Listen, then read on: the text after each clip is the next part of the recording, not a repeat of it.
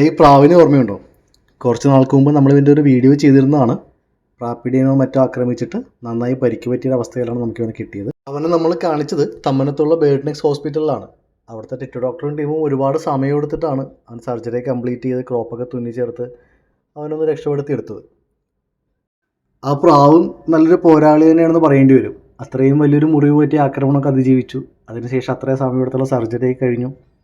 വീണ്ടും ആ മുറിവിൽ ചെറിയ ഇൻഫെക്ഷനൊക്കെ ഉണ്ടായിട്ട് കഴിക്കുന്ന ഭക്ഷണമൊക്കെ പുറത്തു വരുന്നൊരവസ്ഥയൊക്കെ ഉണ്ടായിരുന്നു. ടിറ്റു ഡോക്ടർ അത് വീണ്ടും ഒന്ന് സ്റ്റിച്ച് ചെയ്ത് തന്നു, മരുന്നൊക്കെ തന്നു. അങ്ങനെ ആ ഘട്ടങ്ങളൊക്കെ അതിജീവിച്ച് ആൾ അത്യാവശ്യം ആക്റ്റീവായി.